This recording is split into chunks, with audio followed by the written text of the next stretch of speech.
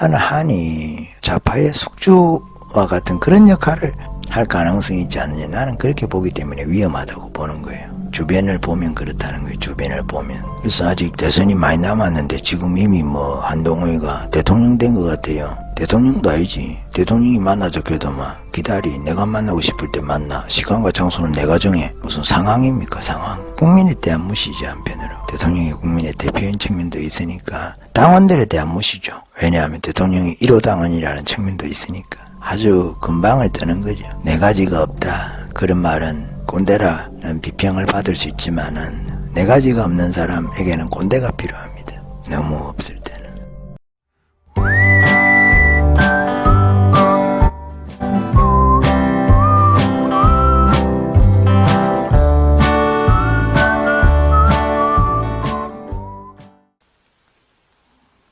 참 어렵죠. 이게 우리가 이제 이 분기점에 와 있는데 지금 나경원이가 의욕을 보이고 있으니까. 나경원이가 비대위원장 했으면 도태우를 저런 식으로 날리지는 못했죠. 정예찬이를 저런 식으로 날리지는 못했죠. 지지자들이라든지 자기가 네트워크가 다르니까 가까이 있는 사람들이 그래도 아스팔트 우파도 있고 하니까 그 사람들의 강력한 저항이라는 거 있잖아요. 그걸 눈치를 안 볼 수가 없는 거죠. 평생의 인맥이니까. 한동훈은 그렇지 않은 거죠. 그래서 여러분들도 아마 생각이 많을 거예요. 아마 이 이야기 듣는 분 중에서는 또 그 한 지지자들이 있을 수도 있고 아니면 이도 저도 싫다 이제 정치 관심 안 가지겠다 할 수도 있는 분들도 있고 나는 정치에 관심을 안 가지도 정치는 나한테 관심이 많죠. 전쟁에 대해서 이야기를 하는 것처럼 나는 전쟁에 관심이 없다 하더라도 전쟁은 나한테 관심이 있죠.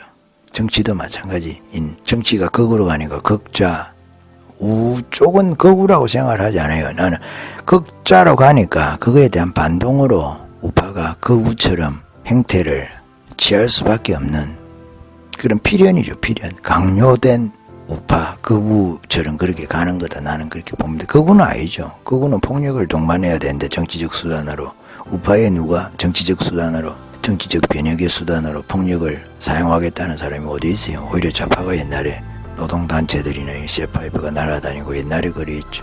그게 이제 극좌고 그런 거지. 혹은 극좌적인 성향을 가진 단체를 그 단체의 숙주가 되든지. 나는 그게 걱정이에요. 지금 한동훈 같은 경우가 착한 듯이 하면서 친좌파적인 사람들의 숙주 노릇을 하니까 그게 걱정이죠.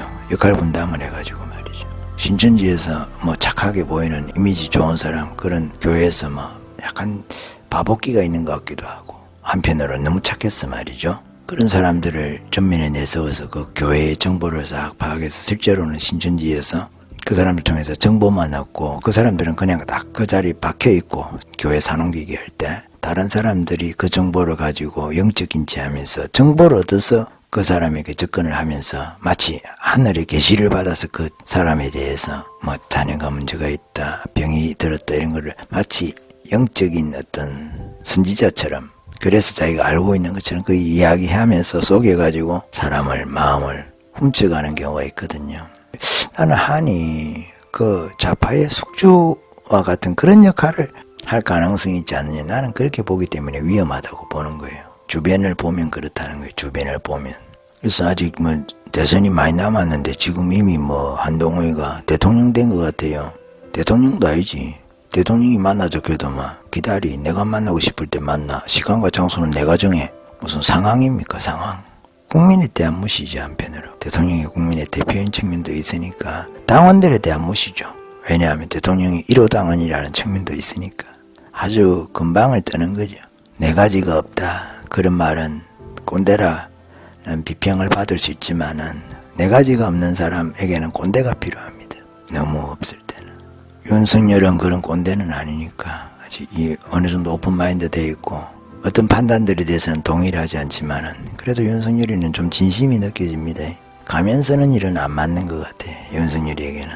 근데 한동훈이는 가발이라는 그런 의혹도 있는데 그런까지는 말하고 싶지는 않아요. 지금 말해놓고 말하고 싶지 않다는 것을 말하는 거는 어쩔 수 없잖아요. 그럼 어떻게 말할 거야, 표현을.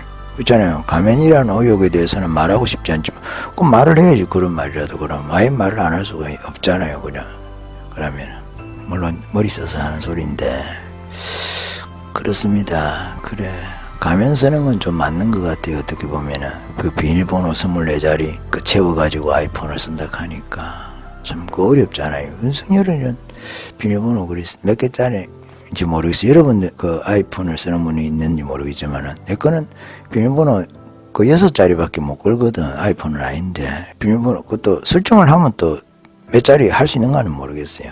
패턴을 가지고 나는 그걸 해놨거든. 패턴 요렇게 해가지고 남이 그래도 내 거 보면 안 되니까 사생활이 있긴 있는데 그래도 24자리 비밀번호를 취해가지고 쓰나 일반적으로 그렇잖아요. 뭘 그렇게 가릴 게 많아서 커밍아웃 하면 안 되니까 그 좌파애들하고 막 이야기라는 그런 게 많아서 그런가요. 통화도 뭐 통화 녹음이 잘 되지 않는 카카오톡인가 뭐 이런 거는 그게 안 되나 봐요. 녹음이. 나는 그 기능을 써보질 않아서 모르죠도 기능이 있어서 어떤 분이 이런 이야기를 하더라고.